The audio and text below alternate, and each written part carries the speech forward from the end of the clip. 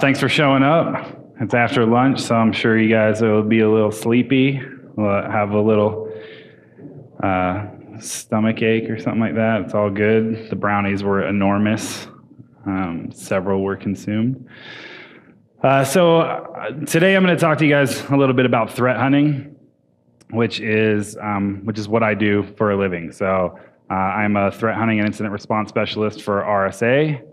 I had given the keynote at B-Side Salt Lake City earlier in the year, and a portion of it I talked a little bit about hunting, and one of my buddies was like, "Oh, you should do a talk that's just specifically about hunting," and so here it is.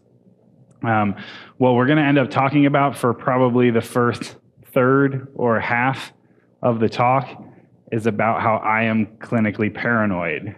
I know that's going to seem odd, but I promise it will make sense later. But yeah, I figured we'll talk about how I'm crazy, and then we'll establish why that works out well for me being a threat hunter. So who's this guy? So again, I'm Neil Wyler, also known or better known in this community as Grifter. I've been in Utah for nearly 20 years now. I have been in the community or part of the industry nearly my entire life in one form or another, meaning that now I'm a good guy and I used to be a bad guy. Highly active member of the community. I'm all over the place. I go to a lot of cons. I do a lot of stuff. I help run the hackerspace in Salt Lake City 801 Labs, which you should all come out to if you're local and hang out with us. There's an awful lot of you in this room, and there's not this many of us when we're all just hanging out on a Thursday night. So come hang out. And I'm a frequent presenter at industry conferences. So I've spoken at Black Hat a couple of times, DEF CON a lot more than that, ShmooCon, HackCon, a bunch of different stuff. So I like getting up on stage and just boring you guys. So that's actually one of the things that I do. So my day job, threat hunting incident response, my stuff I do for fun, I help run all the network infrastructure, all the technical operations for the Black Hat security briefings. And I am the department lead at DEF CON for contests, events, villages, parties, and the demo labs. So basically everything that's not somebody getting up on stage and giving a talk is my area of responsibility. And then because I am a glutton for punishment, I also help pick the content for the folks who go up on stage at DEF CON as well. So I'm part of the review board. So if you've submitted or you're thinking about submitting to DEF CON and you want some advice, shoot me an email, grifter@defcon.org. And I'm also on the review board at Black Hat. So I help pick the content for the Black Hat briefings as well. That's me in the middle running the Black Hat knock in a wizard costume with a power glove, because that's how we roll. But yeah, so I've been around a while. I do things. So the name of the talk was Left of Owned, and the reason I called it Left of Owned is because I read this book. So this book is called Left of Bang. Is anybody familiar with the book? Has anyone read it yet? Oh, you should read it. It's only like 200 pages. It's, a couple bucks on Amazon or whatever. But it was written by two Marines who went to a training course, essentially, that was supposed to make them safer, to help them find enemies quicker and understand where threats were coming from in a wartime situation. I am prior military myself, Air Force, not Marines, but so I really like this type of stuff. Picked it up, read through it, it was awesome. Basically, the book is because they thought they weren't getting people through the course quick enough, and they wanted to get the information out to as many people as they could. And also because there are things in the book, and this course, this Combat Hunter is actually what it's called, this Combat Hunter course that apply to everybody's lives. When you have a threat, walking to a parking lot in the middle of the night, things like that. So super great book. I highly, highly recommend it. But what is Left of Bang? So the concept is essentially on a timeline of an attack, you have things that are left of the actual incident taking place, the explosion, the whatever, and you have things that are right of it. That's when you're reacting to it. What Left of Bang is about is trying to get you, further on the left-hand side of that timeline to discover where the attack is, where it might be coming from, and hopefully mitigate it before it becomes an explosion. So you have the event, which again, so this parallels with our industry quite well, I think. The event for me in our world would be exfiltration. I don't necessarily, if somebody breaks into your network, that happens. It happens. Let's just admit that right now. That stuff happens. If they get out with your data, now we have a problem. So it's about making sure that you can get as far to the left and understand what are the signs, what are the anomalies that are going to let you know we have a problem before it becomes one. And how do we do that? Well, part of it is with situational awareness. Let's hope this audio works. They've assured me it does. This is a house of lies. No audio.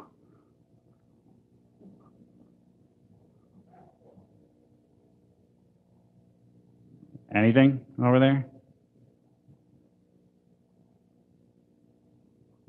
This is really a sad video clip without sound. Sorry? Yeah, it's up. So Matty Damon is really like, this thing happened and I was all like, and then I was like, what? You're shot. People do all kinds of weird... Okay, let's go back. Okay, we'll start it over.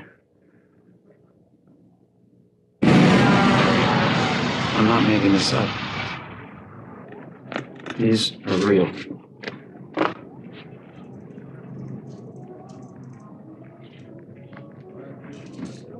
Okay.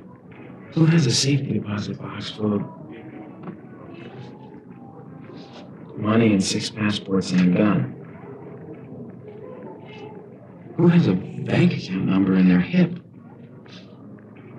I come in here, and the first thing I'm doing is I'm catching the sight lines and looking for an exit. I see the exit sign too. I'm not worried. I mean, you were shot. People do all kinds of weird and amazing stuff when they're scared.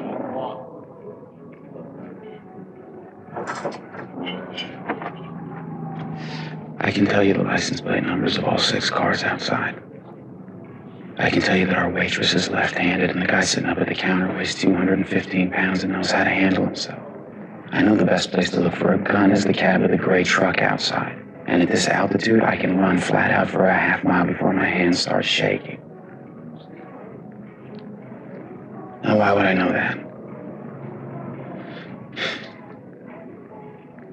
How can I know that and not know who I am? So, Born Identity, super good movie. But that situational awareness component, that is how I live my entire life. Like, I am a freak of nature. Like, when I go into a place, I look around and I think, where is the threat? Like, I sizing you guys up when I come in here. I'm like, if something kicks off, who's going to be the person who's going to help and who's going to be the person who's going to run? Who looks like they can handle themselves? Like, sometimes, you're mistaken. Sometimes the biggest dude is the biggest coward. But you start to look for the things that are going to be the indicators that something might pop off. When I go into a restaurant, I think about, where am I going to sit? I got a few friends in the audience. They will attest to that when we go in, I am like, no, I sit where I can see the door. Like, I will sit with my back to the wall. I don't want anyone coming up behind me. Like, I'm a freak of nature about it. I will, physically try to move you if you are taking the most strategic seat, like Sheldon in that regard. I'm also looking at the exits. I'm looking at the exit over here and over here when I sit down in a restaurant. I'm going, all right, if something kicks off, if this becomes an active shooter situation, that person's going to come in from there. I can get out through here and here. But I can also get out probably through the back of house, because a lot of people don't think about the fact that employees leave through the back entrance of a restaurant, through the kitchen or whatever. Okay, there's an exit that way. I'm going to go out that way. Are these chairs bolted to the ground? So if there isn't a way for me to get out, can I make another exit by taking this chair and hurling it through a window? Like, this is how my brain works. So I'm a freak in nature. I think I'm probably among some pretty good company in here, though. People seem to have the same tendencies in our community. I'm looking at who's there. Again, sizing up who looks like the potential problem. Is there somebody who's being weird? Are they looking around too much? Which is funny because that's me looking around all the time. So somebody else who has the same tendencies I do is going, what's with that guy? But it's cool. We'll high five each other when the shit hits the fan. So people, erratic behavior, things that are outside of the norm. I know what a baseline looks like for a restaurant environment. I know what a baseline looks like for an office environment. And if I see something that looks odd about that, something that deviates, that's going to get my attention immediately, and I'm going to pay attention to it until I can figure out whether or not it's a threat. And if it isn't, then I move on to something else. And then I always have a plan. I mentioned the chairs bolted to the ground. I don't know, will I be able to get out that way? If I was going to go out, would I go out that door or this one? How would I get out of here? I can tell you right now, I'd go that way. There's an exit behind the screen over here that you guys maybe can't see. I'm not running for that door if something kicks off. I'm going right there. But having a plan and constantly reworking that plan in your head. And I try to improve all the time. I practice constantly. Again, part of it is just built into me, but it is what it is. And I started to infect my children with this. So I'm a dad. I got 3 kids. My oldest is 9, and we play a game where if we go into a restaurant, when we leave, I'll say, how many people were wearing black shirts, or how many exits were there, or things like that. And if he gets it right, he gets $1. He has no idea what I'm doing. He just knows that he gets $1, so he doesn't care. We're playing a game. But I'm making him aware of his surroundings. I'm making him pay attention all the time. And that is a good, condition to be in. And constantly working on remembering those things. Okay, he doesn't know what I'm going to ask him when we leave. He just knows he's going to get asked a question. So I'm not going to say, all right, when we leave, you better tell me how many exits there were. Or when we leave, you better tell me what the server's name was. He just tries to remember every name, every door, every exit out of the place, all of the information that he possibly can, and then has to regurgitate it to me when we're done. To him, again, it's a game. To me, I'm just trying to condition him to be aware of his surroundings. So you can see whenever I do a talk, I just do random Google image searches for stuff. So I did awareness, and this one came up. That's actually a real picture. It's not Photoshop. There's a great white shark following a guy in a kayak, but he actually is a marine biologist, so he's studying the shark, so he's cool with it. I mean, as cool as you can be, the great white shark following you. But there's another interesting thing, and they talk about this in Left of Bang as well, about how we react to things. So there are different conditions, and it's called Cooper's color code. There are different conditions or states that you find yourself in a stressful situation, or a situation where an attack or something is imminent. White means that you are basically the unwashed masses. You feel like everything's fine, nothing's going to happen. Oh, we're in Provo, what could possibly go wrong? And then you will die. So you're completely unprepared. If something kicks off, you're just going to be 100% reactive. You don't know what's going to go on. You're running around like a chicken with your head cut off. Condition yellow means that you feel like there might be a threat, and you're always assessing the situation to say, is there a threat? Where is it? Blah, blah. That's where I live. I live in yellow. Yellow all the time. And what you see here in this arc on awareness and focus is when we get up to our awareness is basically nothing. Our focus is nothing down there in white. When we get up to yellow, that's about the peak. That's where you want to be. You're just aware of everything around you, constantly assessing things. But when something actually starts to go wrong, oh, that looks weird. Why is that guy behaving in that way? You go into condition orange, which is where you start to focus on that individual and that individual alone. And so you say, oh, what's the person going to do? What's their next move going to be? Why are they doing that? Blah, which means your focus actually gets hyper-focused on that person, but your awareness of the overall situation goes down. And so like what I call that is tunnel vision. Like you just get tunnel vision. You look at something and you go, oh, that's the problem. That's what I need to go after. When you end up in condition red, that's the attack has kicked off. Something is happening. It's live. Like, and if you have been in a situation where you've been in your sock and there is like a declared incident, and it's on. Like you're under attack. Like China's here. Like we're going. You know. So when you hit that level, everybody's running around freaking out, and you're hyper focused on that attack, but you're not paying attention to anything else. Like it's almost a dangerous situation to be in because an attack can come from another angle. Clever girl, and you don't ever see it. So don't get tunnel vision. I threw a slide in here. This is a little example. Again, my own life. I love to play paintball. I started playing a long time ago, years and years ago. At the end of the day, we were just trunkies. We'd take our guns out of the trunk on the weekend and go shoot at stuff. But we started to notice that there were a few of us that were always alive at the end, alive. And we're like, why are we always alive? I don't know. Well, we should go try to, do a tournament together. We actually got the 7 of us together and we went and played the Hill Air Force Base Open paintball tournament, and we took 2nd place. And we were like, oh, cool, that's cool. What we ended up figuring out was that we didn't get tunnel vision. One, we hyper-communicated. We were constantly saying, the person's over here, this is what's happening, that guy's moved to here, blah, blah, blah. So remember that. When you're in a situation where you're under attack, constant communication. Update, floods of communication. And then don't get focused on one thing. Yes, you may be under attack from here, but I got to tell you, if I'm coming at you, I'm launching a DOS attack, so you start paying attention to that, and then I'm coming after your Active Directory server. So don't get hyper-focused on the one attack, because that's going to end up costing you the keys to the kingdom.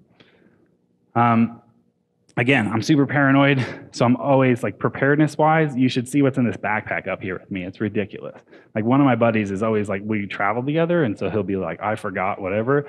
He's like, I know Grifter's got it, so it's fine, because I'll have extra deodorant and toothbrushes and floss and, Advil, and I'm like a pharmacy up in here. But this is what I take with me when I go running. There's a reason I'm like this. So I was going for a run.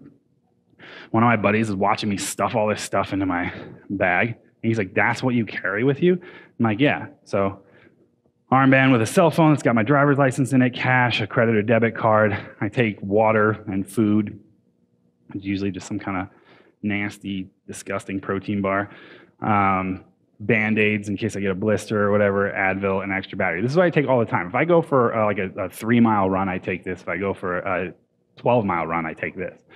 So that day, I'm putting all this stuff on, and he says, that's too much stuff. You don't need to carry all that stuff with you. And then this happens. So in 2013, I ran the Boston Marathon. That morning, my buddy who was with me is like, you're really going to carry all that stuff with you? And then at mile 25, they say, hey, your race is over. And we're like, what? And they actually didn't tell us what was going on. In the end, we find out what's happening, everything, whatever. But I had a phone, I had money, I had a credit card, I had ID, I was able to call people up until they shut the cell tower down and all that stuff. But I was able to actually do something. Other people were in a complete panic, could not call people because they didn't know what their phone numbers were. Their parents, they didn't know what their phone numbers were because none of us remember phone numbers anymore. They're just in our phones. So I had my phone, I was able to find my buddy, eventually get the hell out of there. So it was a bad situation. But also, threats adapt. So as things adapt, we need to adapt as well. As a kid, I took Taekwondo. So it was like, Taekwondo, I'm going to be able to fight. Wow, pew. Yeah, that's great. Then a little thing called UFC showed up. And it was like, oh, mixed martial arts. Now you've got to know all of the martial arts, and you do this and this. And I grew up in a pretty rough area of New York. Everybody who's a tough guy in the ghetto thinks that they are mixed martial artists. When they want to fight you, they're like, oh, I saw this on TV. Now I'm gonna make you black out or whatever. So the bad guys, they like UFC, they like mixed martial arts. So now you're not fighting in the same way. So I had to adapt. So I started training in Krav Maga.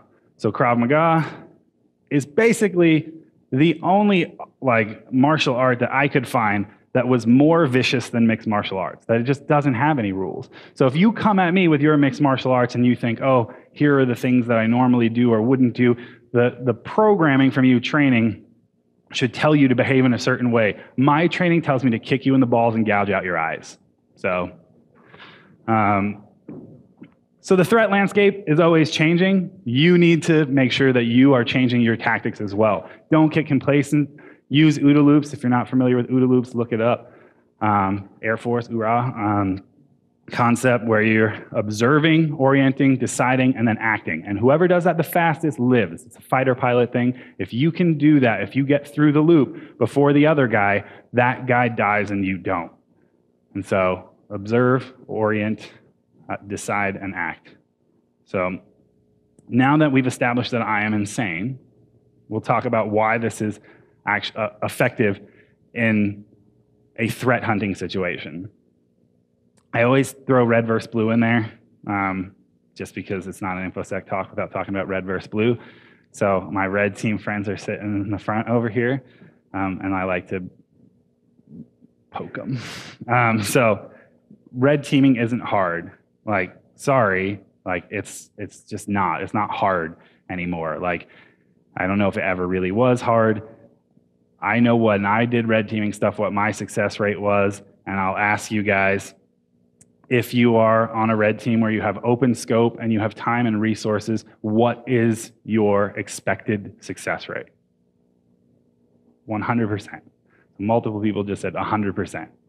If it is not, just like hang it up, like you're done. Like find a way in. You're always gonna find a way in. If you have time and resources and the scope is open, you better walk away having breached whatever the target was.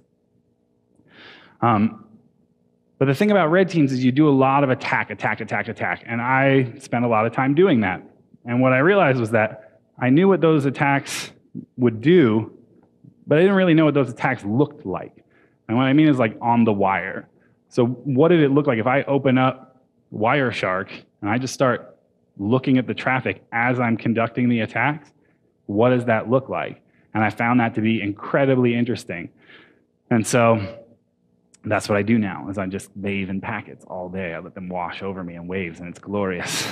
I love it. I really do. I know that makes me like this freak of nature, but I could just sit in packet captures all day long. I just dig it. So blue team stuff, if you are a red team person, you find yourself kind of stagnating, getting bored or whatever, come over to the blue side. Do it because it is hard, because if you really want to test your skills, go up against all the red team guys and see if you can keep them out, at least for the longest amount possible.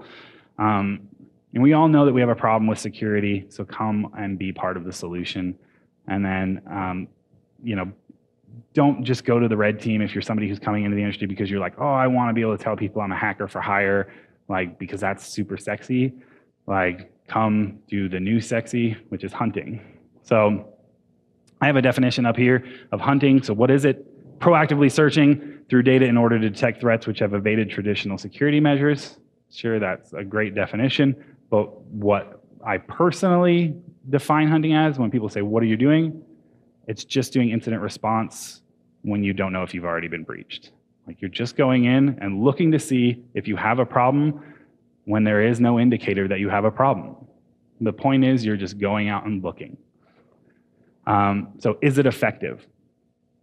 It's normally more effective than working an incident out of a queue. So for me, at RSA, I'm part of the EMC CERC, which is now Dell, which is whoever, whatever.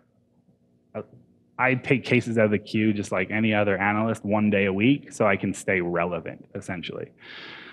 So, but here's the thing about taking cases out of a queue. What I find is that it's like, okay, cool. Our mitigations, the things that we've done, we've put into place, those are being effective. Or, oh, we got this incident that popped up, but that's old intel, so let's remove that intel. You're basically cleaning house, managing things, making sure things look the way they are. Every once in a while, maybe something pops off. But here's the deal. So with EMC, 70,000 employees, who knows how many endpoints across the network. We classify things into tier 1 and tier 2 incidents. Tier 1 means that we are being attacked by someone who we know is directly targeting us. So they are a group that has shown interest in us in the past, specifically us. Tier 2 is somebody's out there spray and praying. It's the latest thing and they're firing at everyone and we're just like, oh, it's coming in, whatever. So we get a couple of dozen tier 2 cases a day. We get, after we've done all of our filtering, whatever, we get probably half a dozen tier 1 cases a day, which is a fair amount when you consider the size of the organization, but then it also doesn't seem like a lot when you consider the size of the organization. So we go through all those cases, make sure everything's good, all the incidents, we go into investigations, do all that kind of stuff. We also have something else that we classify, as I mentioned earlier, a declared incident. That's when we're actually under attack, by a sophisticated attacker who's coming at us hard, multiple areas, or we have already been breached. So they're past one layer of our security, whatever. Now we've seen them moving around. They're trying to move laterally or something like that. And we're like, oh, look, we found our guy screwing around in here. Let's take a look. We had 5 of those declared incidents last year. Of those 5, 4 were found through hunting, and the other was just like everybody else finds out from a third party, where someone said, hey, something looks weird over here. And we looked at it and we were like, oh yeah, that in fact is something bad. Let's take care of it. So 5 incidents, 4 hunting, 1 third party, it's like where Brian Krebs calls you and tells you your own. But yeah, so hunting, unbelievably effective. I think more people should spend time teaching their people how to hunt instead of just be a queue monkey, because nobody likes that. So why hunt? Because it's proactive. And it's like, aren't you tired of just being reactive all the time?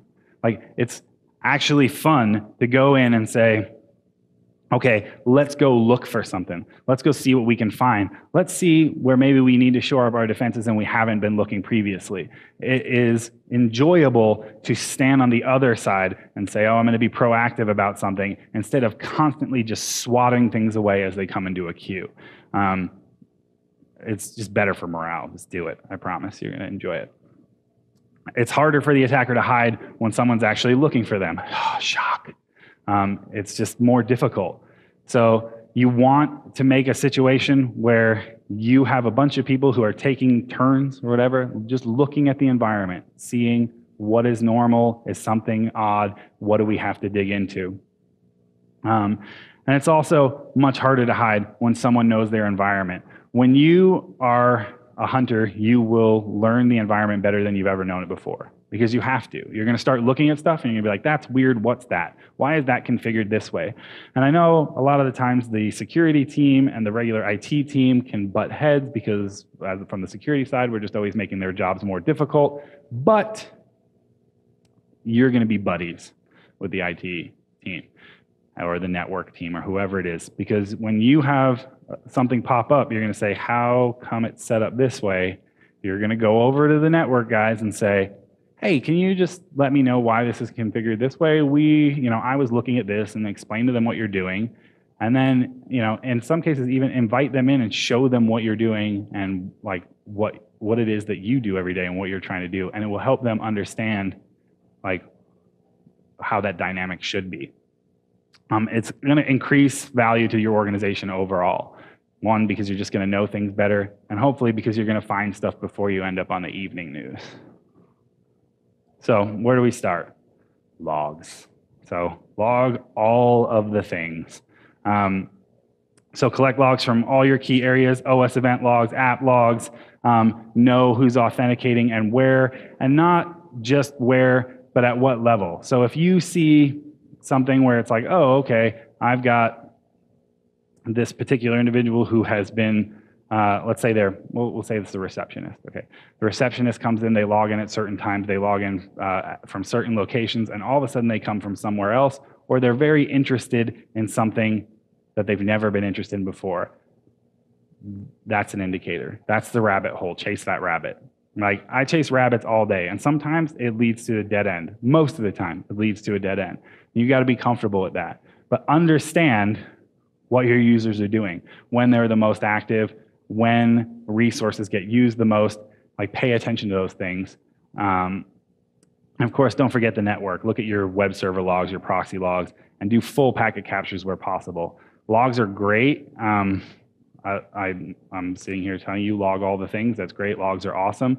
But what I do is I see something in the logs, I find something that looks weird, and then I pivot to a full packet capture and I start looking at exactly what happened. And I know that that can be expensive, but it's worth it.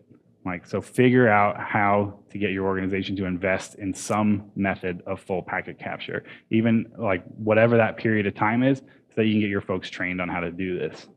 And I know it sounds like a lot of data, and that's because it is. So big data is a real thing as part of your life now. If you're going to be hunting, you're going to start out small. We'll take these logs from this area, we'll do this. We'll do a full packet capture for 24 hours. Cool. Eventually you'll say, all right, well, let's scale that a little and scale it a little and scale it a little. Obviously, we all love scope creep, right? But this is a good kind of scope creep. It's going to give you more and more visibility into the organization. So for us at RSA, we have over a month's worth of full packet for the entire organization. Think about how much storage that is. Like, it's an obscene amount of storage. EMC, so we know a guy who knows stuff about storage, so we're good. So where do we start out? So when you're starting out, again, situational awareness. Understand what normal looks like in your environment, on your hosts and on your network, and create a baseline in your head. Like, just be like, I know what normal is, and then diff against that. And then like document what that baseline is. So tribal knowledge makes you crazy. Like, document what that baseline is. If you've created VMs that are rolled out to your endpoints, whatever, then that is the VM, and that's what it's like, this is where we started out. That's what you diff against. What changed? What are users installing that isn't part of the normal corporate package? I know when I started with EMC, like, I'm sure the folks in the circ, like, I just lit them up all day. Like, they're just like, who is this dude and why is he going to all these websites and installing all this shenanigans? But eventually they realize, oh, that's just Grifter. Like, they pat me on the head and just let me do whatever. So become intimately aware of what the norms. See what I did there? That's norm. So, and he's on a computer. He's elite hacksaw. So become intimately aware of what the norms are, because you need to have that baseline so that when an anomaly happens, you immediately trigger on it. And there are people who are going to be better in your organization about having that trait, and I'll tell you in a second, like, how to find them. But one thing about hunting too is that it is not just about IOCs. We're not going out taking a list of indicators that we got from some threat intel feed and we're like, oh, this is the thing I'm looking for today. That can be part of it, absolutely. If there's something like, this is something we need to worry about, we saw this come in on our intel, then sure, you can hunt like that. But what you should be doing is saying things like, if data was leaving my environment, where would be the most likely place for it to leave? Like, if I was trying to exfiltrate data from our environment, where would I take that data? And so, again, know your ingress and egress points. Because if you don't, how will you know where the data is going to escape with the company? When somebody comes in and starts exfiltrating stuff, you have to be one step ahead of them. So I bagged on the red team thing a little bit. Have red team skills. I fully believe that you cannot be a good blue team member without having red team abilities as well. If you are not spending time messing around in Kali or firing up Metasploit or Maltego or doing whatever you're playing with tools and messing around on a lab network or something like that, then do yourself and your organization a favor and start doing that immediately, and push for that kind of training. You need to be able to think like the attacker does so that you know, okay, this is where I would hide things. So on hosts, know what processes are running. So again, know your environment. What are the process names, the paths to the executables, and what are their parent processes? Like what is, again, normal in that environment? What fires up on boot? What is it that it should look like so that if there's ever a whiff of a problem and you go look at it, you can say, yeah, something changed. We have an issue here. Let's start investigating. I always put in there on the host files or groups of files out of place. And I throw this in there because this is something I used to do. And I think, I don't know, and I've seen it a little bit. Your phone went off and that's okay because it was the Cantina music. You get a pass. So files or groups of files out of place. If I was going in an environment, I always think I air too much dirty laundry. So like when I first started breaking into computers, I was that very stereotypical, idealistic bullcrap you hear about hackers who say, I was doing it to learn. It was just all about learning and blah, blah, blah. And that was true in the beginning because I was really young and I did want to learn. And there was no Linux when I started doing it. So if you wanted to work on a Unix system or something like that, you had to break into a university or a military organization. It's just what you did. So if you wanted to learn other operating systems, you had to break in the place that had them. You don't really have to do that anymore. But when I got older, I started becoming more of an angsty teenager and doing dumb stuff. And when I did, I would eventually find things that I liked and I'd want to take them with me, maybe to read later or do whatever, or some grand idea that I would sell it that I never did or whatever. But still, I would gather up all the things I thought were interesting in one place and just throw them like in a temp folder somewhere. And then right before I was ready to leave, I would just tar it up and then take off. So if you see a group of files that don't belong there and it's sitting next to it as like a RAR file, whoopsie. But look for those kind of things. Know where things should be stored and where they shouldn't be stored. And if you see anomalies like that, packs of interesting things, you might have a problem. And then persistence, look beyond the run keys. Don't just go into the run and be like, oh, we're good. Know what scheduled tasks are on your system. And then are there services that you didn't create? So again, you're going to know this environment really, really well. If you see a service pop up that you haven't seen before, you're going to walk down the hall and you're going to say, hey, did we change something? Why are we having these things happen? I noticed the scheduled task that wasn't there before. Can we talk about it?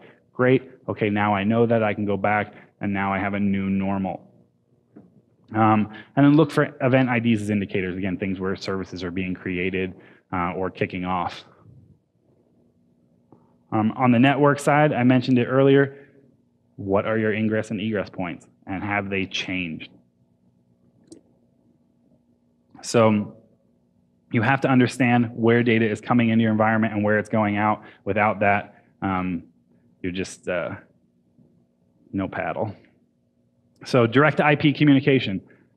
Most humans don't type in an IP address to get to a website anymore. If you see direct to IP communication, find out what that IP address is, what it would resolve to, or whatever, what is on the other end of it. The folks in finance aren't going to be like, oh, I have to go put these files on the file server. Let me put in 68.234, but they're not going to do it. Look for things. That being said, also look for communication to services like dynamic DNS. So dynamic DNS has made it really, really easy. They've actually included APIs and stuff where you can just change your host names and IP addresses on the back end and stuff, which is why a lot of threat intel feeds that are just host names and IP addresses are garbage. It's so easy to change an IP or host name that it doesn't really matter. But look for dynamic DNS. Find out, is that just somebody going to a file server at their house? Does that fall within the company policy or not? Sometimes it's just a policy violation. We just throw that over to that team. Otherwise, why is this individual uploading files from the file server to their home? Tor traffic. I don't know a lot of people that use Tor at work, unless it was was it Mr. Robot? No, it's House of Cards, the episode of House of Cards where he's like, oh, what's the dark web or the deep web? He's like, oh, scoot over and I'll show you. I was like, really? At work? But yeah, IRC traffic, again, not common in a work environment. And if it is common, you're going to find out who those people are who are using IRC, and then you know that it's not C2 traffic that's flying out or whatever, but just say, okay, that's, you know, the IT guy over there, he likes to hang out in IRC.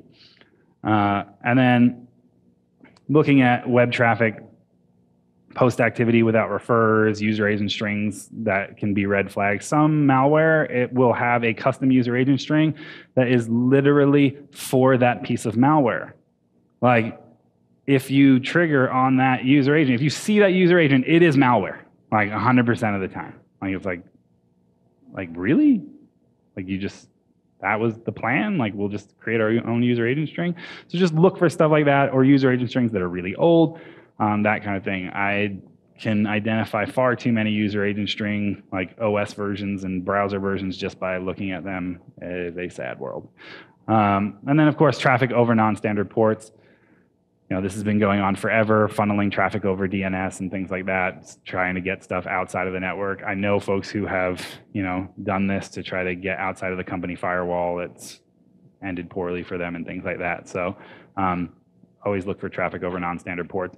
We saw some interesting stuff at Black Hat this year, actually, with traffic over non-standard ports, where I won't name the vendor, but it was basically, it was a resource monitoring tool. It told you all of the like programs that were installed, all the resources that were on the machine, the version of the operating system, all that stuff, and it would phone home like periodically and just say, like, here's all the information about me.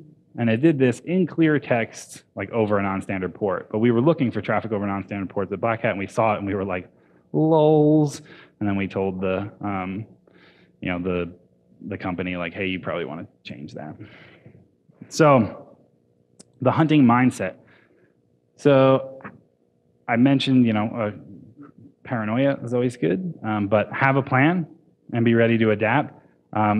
Know what you're looking for, and then go try to find it.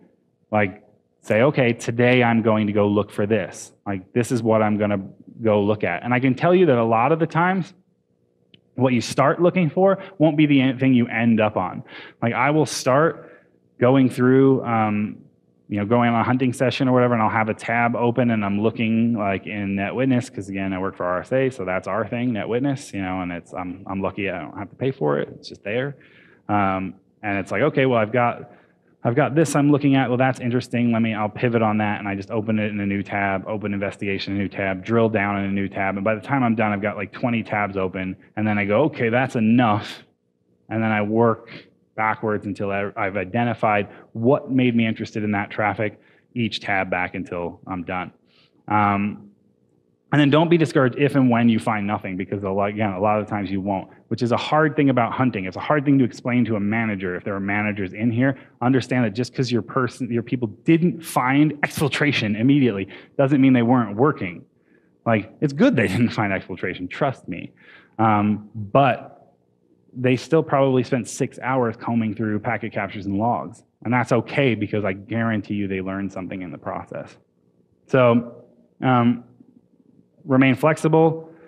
Again, so what I was just saying, like, sometimes you go down a completely different path, tons and tons of pivots. And then I mentioned the tool, like I'm using NetWitness. You know, a lot of people use things like, you know, Bro. I took a class on hunting, and they used Bro like crazy. But find tools that help you make sense of all the data. Like I said, big data is a part of your life now. It is incredibly intimidating sometimes, but find the stuff that helps you figure out how to make sense of your confusion or of your world. It makes the job a lot easier. I know we all hate vendors, but there's a handful of vendors out there who are actually making good products, and I'm sure you guys know who a lot of those people are.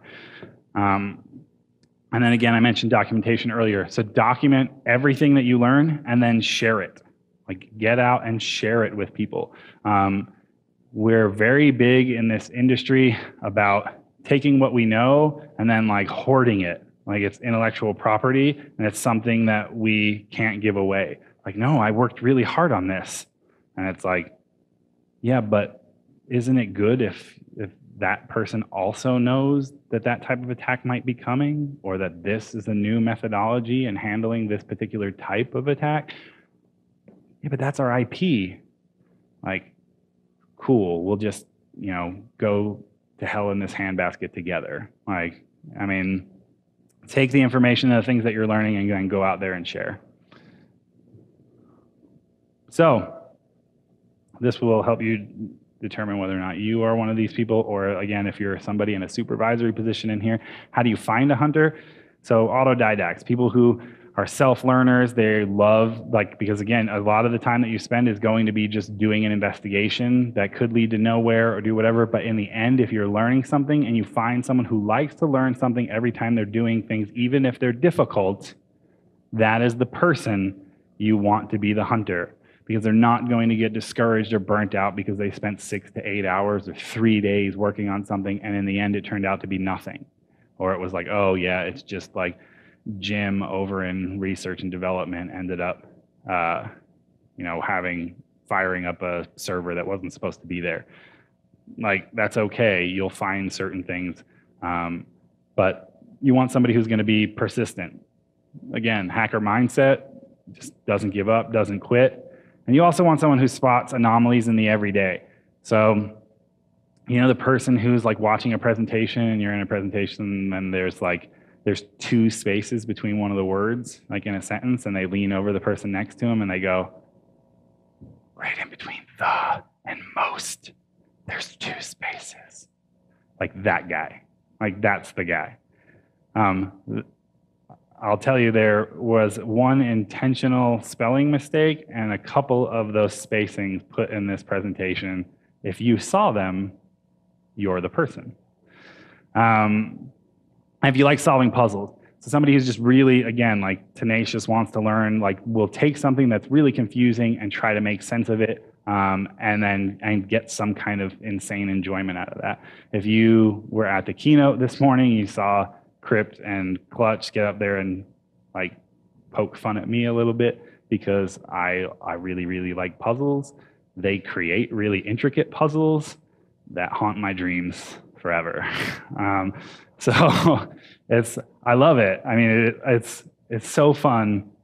They're so mean, but that's the person. So find the person who is just like, oh, what is this? I don't know. Like, you hand them a cipher and they don't know what that cipher is, and they have to go figure out what that is, and then eventually figure out how they bypass it. And the person who's going to do those things, the person who's just like, oh, that looks weird, and they'll just chase something to see, where it goes. If you saw the Archer Easter egg, has anybody seen that? The Archer Easter egg that just kept going. It was one of the most beautiful things ever. Google it, Archer Easter egg. The people who see things like that in shows, that's who you want. And can't let things go or doesn't like to be beaten. Again, that's part of my personality as well. Like, I will hyper obsess over something until I am successful at it or I have a psychological break. And of course, an almost clinical level of paranoia doesn't hurt. Hire hackers, people.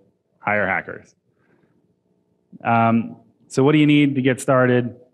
So basic needs: network monitoring capability, full packet if possible. I already harped on the full packet. Seriously, when you start hunting and start working with full packet captures and you can rebuild sessions, or you see something that looks like malware and you can pull that executable out of the stream and actually do analysis on it, that is unbelievably valuable. So push for full packet capture. Part of what I do is I go into customer environments, like customers of RSAs, and I'll just do a hunting exercise basically for them. I'll spend a day just fishing around in their environment. I had one incident where I had found something and I was like, all of the logs indicate that you have a problem, but you don't have any packets, and so I can't prove it other than us going and looking on the actual machines and doing whatever. If I had full packet capture here, we could just pivot to the full packet captures and I could show you how the attack took place every step of the way. And so the same thing goes for logs. Log everything, seriously. If you're not looking at your logs, that's the most basic part of what we do. So please, please, please log everything and go for full packet if you can. You're gonna need some dedicated storage for all those logs and packets. You're gonna be hunting on it stuff, you're gonna put load on it, so make sure it's dedicated storage. That storage belongs to you and your security team. Pre-deploy all your host-based tools. After an event happens, you're just crapping all over the environment if you're going in there trying to install tools. And I see people do it all the time in IR situations and stuff where it's like, oh, you go in to do incident response and they have nothing on their endpoints to help you do your investigation. And you're like, well, cool, I guess I'll just put on my boots and go stomping around this crime scene, you know? So, so please pre-deploy host-based tools. Get servers with enough power to deal with doing real analysis. Nothing is more frustrating than having the data available and grinding away trying to get it to come up. Like like I said, I'll let packets wash over me in waves, but if you can't get your freaking, you know, analytics server to respond, like you're gonna get frustrated and your people aren't gonna wanna work with it. Find skilled, motivated professionals that want a challenge. It is a challenge. But like I said, I don't know, I love it. It's super, super fun. And then give your hunters tools they need to be successful. That is a bow and that is a bow. They are two drastically different types.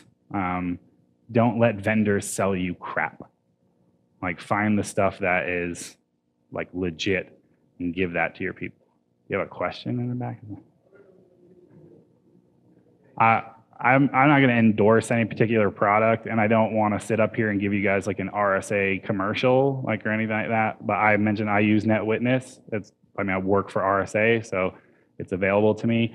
There are a bunch of other tools that we use in the CERC, and I'd be happy to talk to you when I'm not being recorded for YouTube or from a stage. Like I just don't want to do a commercial for anybody.